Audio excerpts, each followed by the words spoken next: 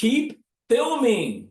That's what Doc said as he backed the DeLorean out in that famous scene in the mall parking lot where Marty McFly comes skateboarding in and his dog Einstein is sitting there. They're capturing some amazing video footage. I wanted to invite you to watch this video with us as we capture the video between myself and Kenny, a dear friend of mine, also the founder of the Blue Collar Success Group. He and I are having a very long thought out conversation where it wasn't planned. This was just literally, let's put some cameras on and let's have some conversations about business, about life, about the future and how things are. And I hope that you glean from this video some nuggets for yourself to improve your business, improve your life, improve the relationships in and around you. And you may find yourself pausing and going back going, what did he say again? There's some of those moments in this video. So I want you to stay tuned as you watch this video series. We enjoyed the time that we're going to be spending with you.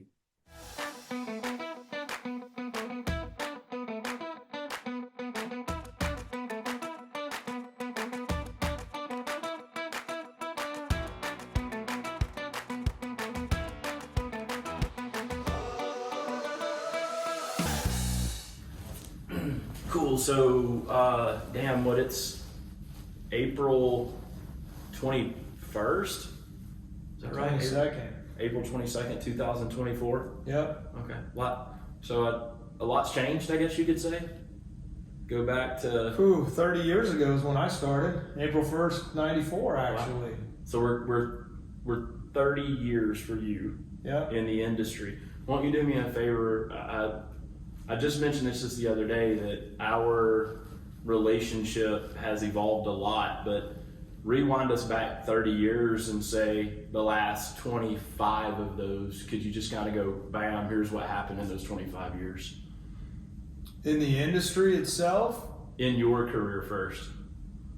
In my career, what have you seen change? Because I hear you tell these stories all the time, right? Of the payphone and the pager, and okay, so those things have changed, but like, what are some things that you've seen that have massively changed in the last 25?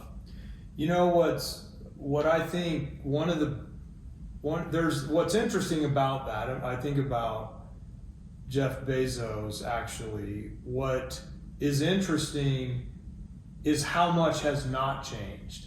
And I think that's what we kind of forget, that 30 years ago, I was going out, knocking on doors, asking clients what they had going on and figuring out a solution, offering them options for what that was, finding something that fit their budget, and going on. Everything around that has changed. Interesting. From technology to software to client behavior, different ways that we process, take notes, all of that. So we get that, and the conversation always goes, it's changing so fast. But the really cool thing of one of the biggest changes that's really happened in the last 5 years, maybe 8, but it's accelerating as you and I sit here in 2024, is the trades are getting cool again. And the trades were not cool. I was in the trades because I wasn't cool and I couldn't go to school and I had no skill and I had no way to make a living. That's why I ended up here. But now we've entered the conversation of college now. My father-in-law said something the other day to Christy about he's now reading in the papers that parents are no longer... what was the word that he used? Embarrassed. That was the word. Parents are no longer embarrassed if their kids don't go to school. What that means for this industry for the next 30 years, because I like to think sometimes in 10-year blocks, but I have 25-year visions. And the next 25 years, the trades is the place to be, brother. It's amazing. Well, it's interesting you bring that up because I just read this article that if you do the math on the actual education, the debt that comes out, how long it takes to actually dig yourself out of that, and how that the education system has led people to believe that you've got to go to college to get smart. And we see in this industry all the time, some of the most successful people in this industry, quote, didn't come from that kind of education. So the education system is. I think the education system is going to have to change. Oh, and let's be clear.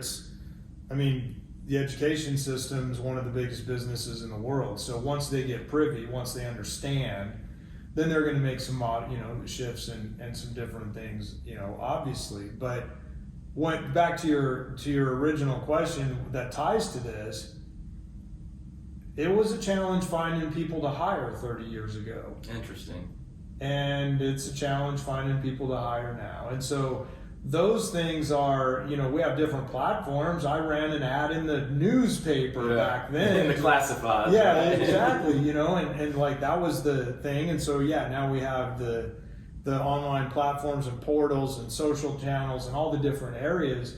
But I think what's happening now is we're going to see an influx of skilled labor that has been missing for most of my career for sure. Because it was always the parent that I'm not proud of Bobby because he's a plumber necessarily, and so it never became topic of dinner, right? Right. Oh, so and so's graduating this year, and I do remember that, and I almost felt like.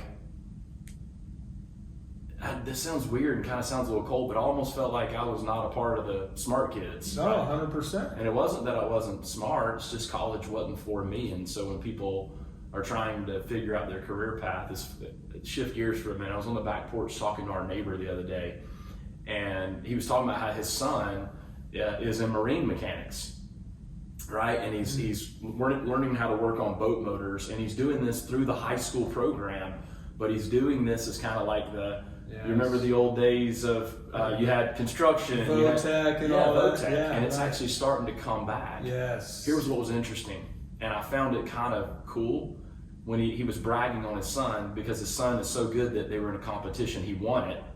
They won regional, and his kid was actually at the state finals. So what does that mean? Like now they're putting a big heavy focus on working with your hands, and schools are starting to be more proud about having people that can do that. Absolutely. And I think that's the conversation that needed to change. Was the parents always want the better life for their kids than they had. Mm-hmm. And if I didn't go to school and I have this life, especially if I don't love this life, I want better for my kids. Well, I know what it's like to not go to school, meaning higher education. So then I want them to go. And then it just became part of the machine. Mm-hmm. And now we've got a generation that has come up and said, my parents went to college, and they don't, not saying everybody, but a lot of people aren't happy. And so their kids aren't dumb, and they're like, wait a minute, mom and dad fight about money all the time and this and that, and I have this cousin that she's still paying off her student loans and she's in her late 30s. Wait, people are having a hard time buying a house so it's changing the conversation, and I think that's what needed to happen, and everything happens in the right time. It's really exciting to be in this phase of it now, where because of AI, the different technologies, the software advancements that we've had, it frees it up to where we can get back to being a people business again, which is what we really have always been. And that's the part that hasn't changed either. So when you look at it's still people business, still delivering of services. I want to talk a little bit about this, because I think that a lot of people, there was an era where being a sales company was a bad thing too. Oh yeah. Right. It's a sales company, right? They're flat rate, or it's weird how the industry gets these stigmas slapped on them about, it's technology, it's software, it's weird that there's always something that people are chasing in this industry. Yes. But at the end of the day, got to be good at marketing. Yes. Got to be good at selling. Mm-hmm. Got to be good at servicing. And got to be good with finances. Yes. And that's kind of the core of this business. It right? is. And you wrap your culture around those things, and that's going to spit out. That's the algorithm. Mm. You put those things together with a culture, and that right there, that combination answers the question when people go, why is that company successful and this one struggles? They're in the same market. They're across the highway from each other. They do the same trades, yet it's because of the marketing, sales, finance, culture, servicing, operations. Well, let me ask, like, when you see that, I've always said, you know, people typically are doing something for some reason, and there was a point in my career personally where I felt like I was doing it to prove a point, and that lasted for a brief moment. Yes. And then my why started to change, and I think that can drive a lot of the culture of an organization. Yes. When, like, it, you know, as an owner, like, I'm setting out to prove something, so my culture was different, and there was a point where setting out to prove it actually made the culture really bad, and it became that all they care about is money, all they look at is me, like I'm a dollar figure, and it's a sad place to be, but defining moments happen. And for me, one of those defining moments where one of the guys said to me, "This is not the company it used to be." And how often do our team members speak to us and we don't listen to them?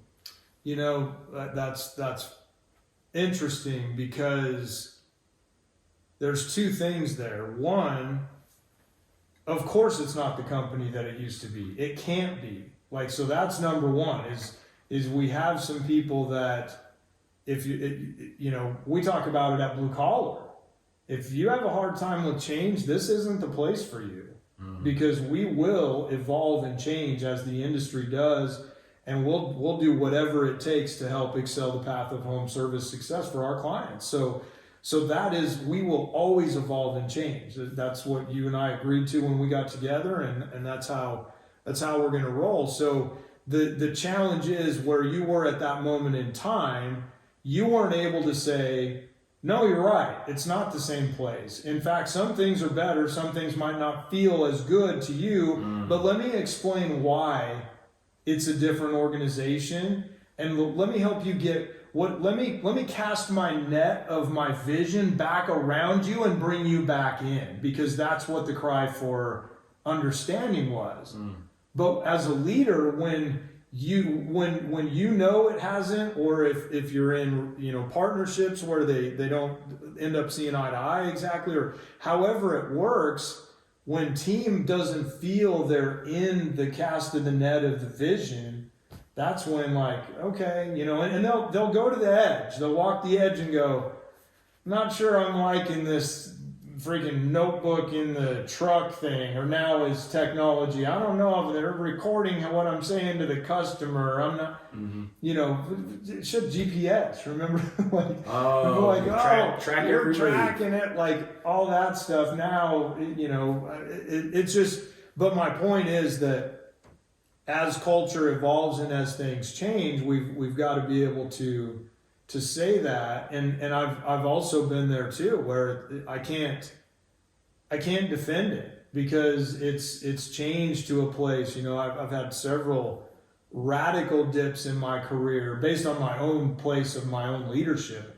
Every one of them was tied to my own, where I was personally, where I was with dealing with my own challenges or demons at the time, that showed up in the business, because I'm a person and it's a people business, and I'm bringing confusion, and, you know, and so it is something that has to be reinforced and reminded that, yeah, we're continuing to change, and some people it's not always gonna fit, right? And we get that. Thank you so much for those of you that are connecting with us by way of video. You're finding value in the videos that we provide for you here on this channel. We want to thank you so much for tuning in, and I want you to remember this. If you've enjoyed this video and you've learned something of value that you can implement into either your business or your personal life or both, and you want to hear more, I want you to stay tuned for this next video.